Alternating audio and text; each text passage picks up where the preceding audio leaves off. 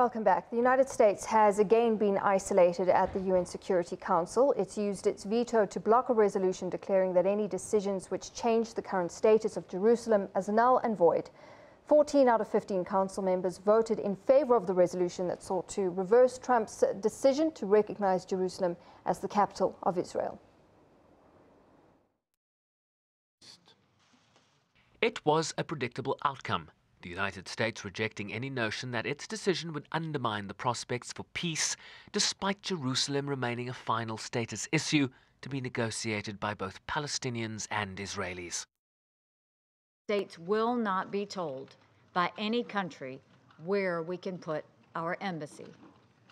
Buried even deeper in the jargon of this resolution is the accusation that the United States is setting back the prospects of peace in the Middle East.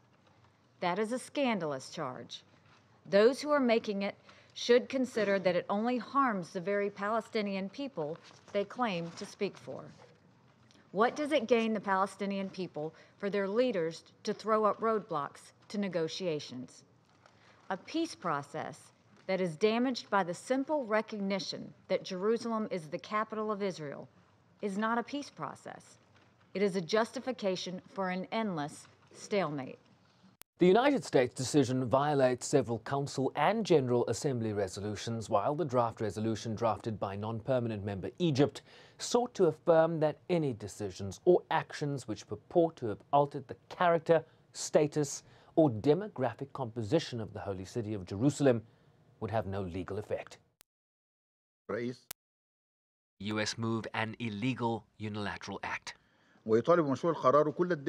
The draft resolution calls upon all countries not to establish diplomatic missions in the holy city of Jerusalem in compliance with Security Council Resolution 478 of 1980. The draft resolution demands that all states comply with the Security Council resolutions regarding the holy city of Jerusalem and not to recognize any actions or measures contrary to those resolutions. U.S. allies France and the United Kingdom also disagreed with Washington's position. And position on an Israeli-Palestinian peace agreement has also not changed. It should be based on the lines as they stood on June 4th, 1967, with equal land swaps to reflect the national, security and religious interests of the Jewish and Palestinian peoples. Jerusalem should be the shared capital of the Israeli and Palestinian states, and its status must be determined through a final status agreement. An agreement on Jerusalem, there will be no peace accord.